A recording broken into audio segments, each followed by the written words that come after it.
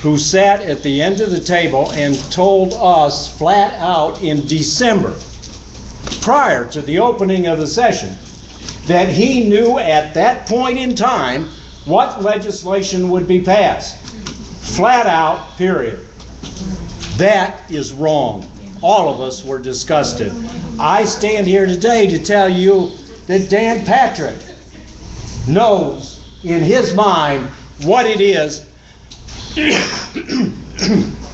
that he is looking at to get passed. And I would also say that he is anxious to hear from each of you what your thoughts are on that matter. Now is the time to be discussing with Dan Patrick your intent for the 84th. Thank you, sir. I agree, and there's a bunch of us going to hold Dan Patrick to the fire. Back to what you were saying, Senate Bill 1639.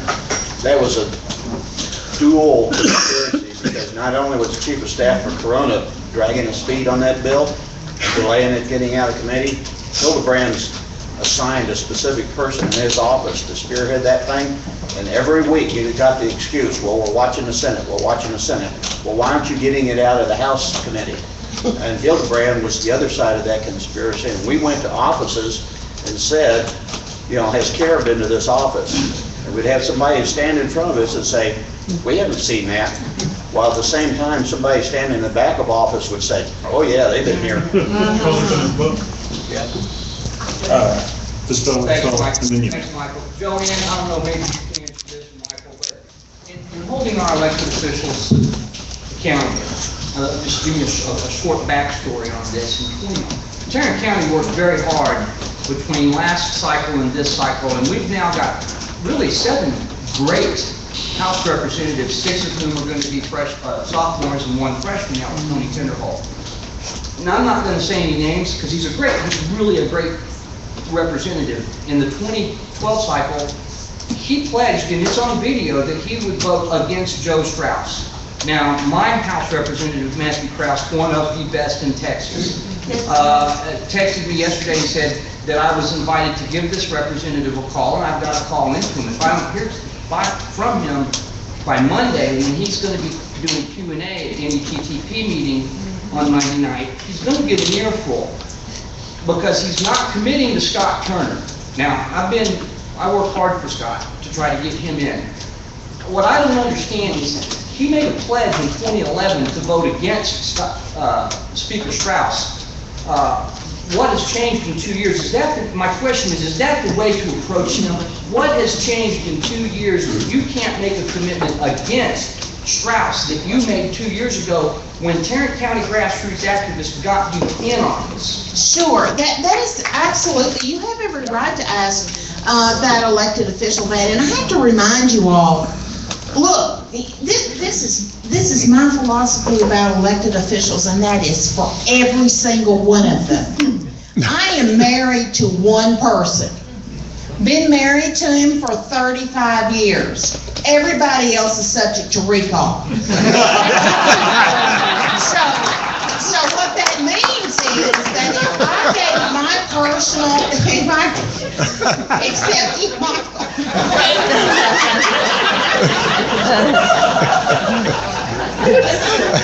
If I gave my personal endorsement to someone, or the Grassroots America Board of Directors gives their endorsement to someone, it's for one time. We do not have a friendly incumbent rule. Everybody that we job interviewed to hire them at the ballot box for a job, if they don't do the job, guess what? We'll be looking for someone else. And this is not about whether you like people. I mean, there are people that I like. There are people that you can have a cup of coffee with, play golf with if you want to do that, hunt, fish with, whatever. But they don't necessarily need to be your elected officials, okay? So I'm telling you, this is not about loving somebody. It's about somebody keeping their word to do the job, because, again, think about the position that Texas is in today. Just a lack of leadership from a handful of conservative state reps can deep six this whole effort to change the House Speaker. And that means every conservative reform effort gets flushed. We don't have time for that. So, I think that your approach is correct, and I think people need to hold him accountable, and I know who you're talking about. Can y'all explain the voting process in terms of what's an open vote, what's a closed vote, and when does it occur? Well, I will just tell you that it should be an open vote on the floor of the House so that people know how folks voted, so you hold them accountable. That's right. Are you asking about in general or for a speaker's race? Either way, well, I'm predominantly speaker, but in general too. Okay. There are a number of ways votes can be done on the floor. We have certain rules requiring, several years back, they went and changed the rules and said you have to have a record vote on pieces of legislation, on final vote. And so they do have a record vote on third reading. There's 3 readings for each bill. And so on the last reading of that bill, the last day, there's always a record vote on it that day. But as many of you know, the real operative vote is the second reading. It's when it finally comes up. And so what you'll see there is they can do a vote. They can do what's called a voice vote. Hey, everybody in favor, everybody say, everybody in favor say aye, everybody opposed say nay. And that's just the way it is. But any member can then demand a record vote to actually have a record of what that is. You ought to be asking your members to ask for more record votes. I think the son of a certain good guy over here is going to be asked for a lot of record votes this session, or at least has claimed that he will on Twitter. So I'm kind of excited about that. They need to be put on the record every time something even remotely of interest or When does that vote, controversy. when does the rule for that vote for the speaker occur? Okay, with regard to the speaker's election, what happens is the first day they will vote to adopt temporary rules, and the standard is to vote to adopt the rules from the previous session for the current session. A vote for speaker on a contested speaker's election should absolutely be a record vote by anticipation. I believe House leadership would then have to go in and change that vote or change that rule. They would have to then have a test vote to change the rule to then make it something else. They could potentially try and put in some kind of secret ballot or something like that, but I think that is a tremendous show of weakness. I think if they are trying to hide how they're voting and they're going in trying to say, well, we have to do it all in secret, that's the exact same problem that sunk all of the challengers in the past. And so if they're trying to do that, I think I'm very excited. But absolutely, our members should be demanding that there be a record vote, and it's unacceptable to have something else. And let me add a quick creation to what Mr. Powell just said. There are some well-intentioned folks making the pitch, and it's even the Republican Party platform at this moment, the Speaker of the House should be determined by the Republican caucus vote. And that sounds good. When in our C-SPAN programmed minds of the federal Congress, that sounds good. The problem is that the Republican caucus in the Texas House has no binding legal authority. They're not required to vote. They don't lose floor privileges or committee privileges or anything like that if they vote opposite of the caucus. The caucus might as well be the garden club of Granbury, with all its binding authority on the legislative process. You want, and your caucus votes are all done private. There's no open meetings, there's no open process, no open vote. It's all done in secret. When Ken Paxton made a run at running for Speaker of the House, everyone said, oh, go to the caucus, go to the caucus. So he went to the caucus. And in the caucus, 30 House members stood saying they want to support Ken Paxton. The others were too scared to stand up. I have personally heard and kept a little list of 50 people who claim to stand. Now, I'm an addict, but I can do the math. 30 ain't the same. So push back against this caucus idea, demand a record vote. They're going to take a secret vote for Speaker. Why not a secret vote for eminent domain or for tax increases or anything else? Very scary. Yes, ma'am. Michael, the problem I see is getting the conservatives, and they are conservatives, to go against the Speaker is because of the appointments to important that they hold now. My representative is on all of the top lists.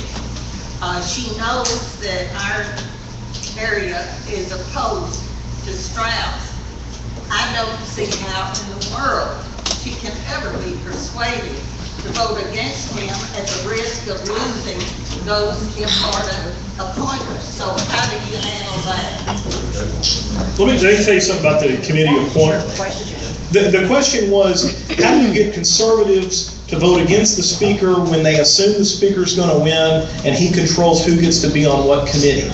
And so the idea is, if all the conservatives go against the speaker, he'll punish the conservatives, and then all the liberals and moderates will control all the committees, just like we talked about, we control the process. Well, it's a reasonable point to make. It's an absolutely reasonable point to make. Let me make a point about what happened with committee assignments last session. I was working in Jonathan Stickland's office, and sitting in that office, and the committee assignments came out.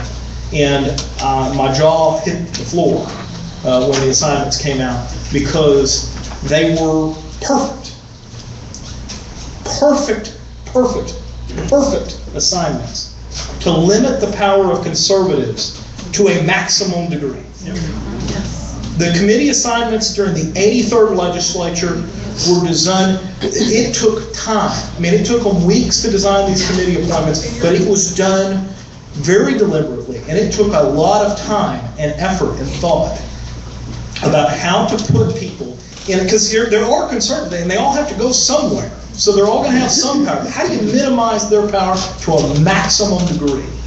And that wasn't just members who supported David Simpson or Brian Hughes or were opposed to the speaker. It included everybody who you would consider a conservative in the Republican caucus. And I can't go through every example, but I'll give you a perfect example. The Public Health Committee. Lois Kolkhorst, who is, I would consider, one of the more conservative members of Strauss's team. Somebody who was close to him, voted for him, never really wavered, never really jumped off the boat, just for conservatives, but is actually at her heart more conservative than most of the people surrounding him. She's put as chair of the Public Health Committee. And you think, well, great. That's a committee that actually could see pro-life legislation move through it. Well, what did they do to that committee? It was an 11-member committee, 6 Republicans, 5 Democrats. So it was almost evenly split. Amongst the Republicans, they put Sarah Davis, J.D. Sheffield, and Susan King on it. These are 3 of the least actually Sarah Davis, openly pro-abortion. J.D. Sheffield, pro-abortion, but closed about it, lies about it on the campaign trail. And Sarah Davis, who I don't know exactly where she, Susan King, but I don't know how to make a strong claim on her, but very, very bad on end-of-life issues, very bad on other issues. They stacked that committee with those 3. And so what did you really have? You had essentially 8 pro-abortion votes on that committee that could see those things. That was by design. It was done by design by the speaker and by his team, who are they're not only not conservative, they're anti-conservative. They hate conservative. They hate each and every one of them. Question again, Question. Thank you very much. All right, so we're going to, one last question. Yeah, I promised her one last question. And I hear what you're saying, and Joanne, God bless you, but my question is this: as a baby citizen activist, tell me what I do, because my representative received a lot of funding for his campaign, and although the grassroots conservative Republican put him in office, his campaign was run by a lot of money from people that want to keep the status quo. So I want you to tell me, the baby activist, what exactly do I do to convince him that he won't be there in 2 years if he doesn't represent the people? Whereas he got in with all this money that he got from all these powerful groups. Well, let me just say, what about his campaign material? Did he run on anything? Well, he stated that he could not tell me if he was a Strauss guy till he found out who was running. And now, Joanne, remember, we get to choose in the primaries. Right. But after the primaries are in, we need to put Republicans in office. Okay, well, let me just see if I can find a couple of things for you to use as examples. if he's got something that he ran on, if he ran on taxpayer protections, property tax reform, I know, transportation reform, anything like that, a pro-life issue, defending religious liberty, if he ran on any of those issues that have been killed the last 2 sessions by the current speaker, then ask him, why did he run on those issues if he wasn't ready to go the distance to make sure those issues could actually get to the floor for an up or down vote? Take his own literature to him and ask him, because he ran on those things. And words mean things, and they only mean things when we make them mean things to elected officials. Pro-life, property taxes, what else? Just about anything. Yeah, whatever. And so, I don't believe in threatening somebody that you're gonna terminate their job unless you're pretty sure you can, you don't go tell the king you're gonna take him out unless you believe that you can. Don't go doing that. But I would absolutely make it a plan to get myself a more conservative state representative. If after you take his own literature to him and he can't tell you how he's going to move that through with the current speaker, then that tells you everything. He probably isn't really all about passing that legislation anyway. We are coming up on our end point for this panel, so I know everyone has lots of questions. We're going to have now time before lunch to attack these guys. Please surround them and smother them. But before we do so, a couple quick items. As part of your lunch, you will find a fun little booklet just published. Y'all are the first ones to get a copy of it by the Empower Texans Foundation, called The Joe Strauss Record. And it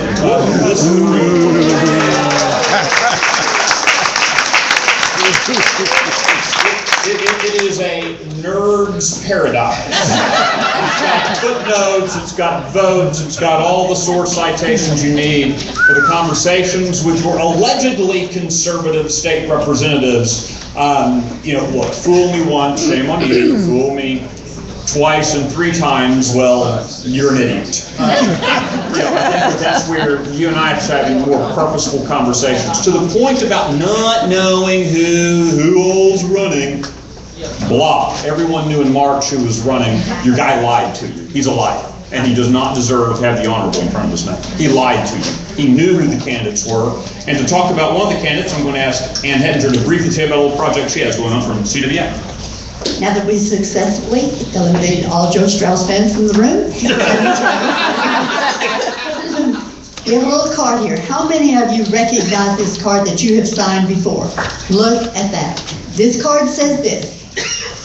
You are going to fill this out. You're going to give me both sides of it, and you are not going to tear it in 2. I know it's perforated, but you're not going to tear it in 2. You're going to fill out both sides of it, and you're going to give it back to me. What Scott is going to do, and I work in Scott's office, so I'll just tell you, what Scott's going to do, he's going to take this, and he's going to go to your representative, and he's going to say, you, whatever your name is, Joe Smith told me, there it is, that he wants you to vote for me.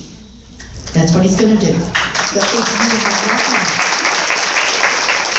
if you have not filled out one of these cards, we need you, before you leave today, to fill it out and give it back to me so I can take it back to my home and give it to Scott. Would you please do that for me? Yes. I'm going to pass them out. We'll have various people pass in sections. All right, now, we talk a whole lot about the need to improve the legislative process, and as Ronald Reagan famously said, people is policy, all right? And in no place than in Tarrant County do you find the significant shift in policy that is occurring because of the significant shift of 2 people. Senate District 10 was misrepresented very badly by someone whose name we no longer have to say because even MSNBC won't let her on in. The new state senator for Senate District 10 is someone who has for the past 6 years, been an activist leader, and because she loves liberty. She's with us today. Our next state senator.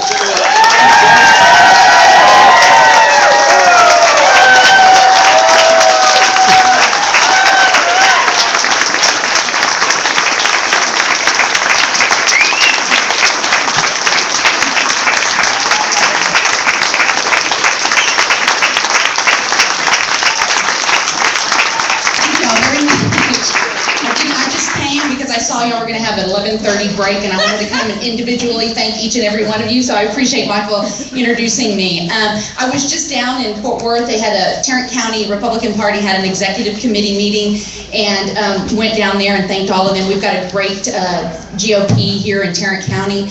And what I told them is what I'll tell you is it's absolutely amazing what we can do when the GOP, the Tea Party, and 912 and conservative groups all come together, right? And that's what happened in this race. Listen, and like I told them, this was not any one person, any one group, anything. It was all of us working together to get this done. And I tell you, I am just so proud of all of you, everything you did, even the people that did not live in this district. It was all over the state and all over the country. People were so anxious to get rid of Wendy Davis and get this Senate District 10 represented with a conservative voice, and that's what you've got. I said a long time ago, all of you know this, the only reason I got into this race is because I'm worried about the direction of the country. And been going down with Joanne and the rest of the Tea Party caucus for a couple of sessions now in Austin, and unfortunately I see a lot of the same mentality down there, and that concerned me. And I'm tired of candidates running on limited government principles only to get elected to grow government. So just know that pro-liberty, pro-freedom, limited government values are alive and well in me, and I will always defend life at the beginning and the end. And I will go down and represent Senate District 10 well, and if I don't, I expect you to keep my feet to the fire. Thank y'all very much. Appreciate it.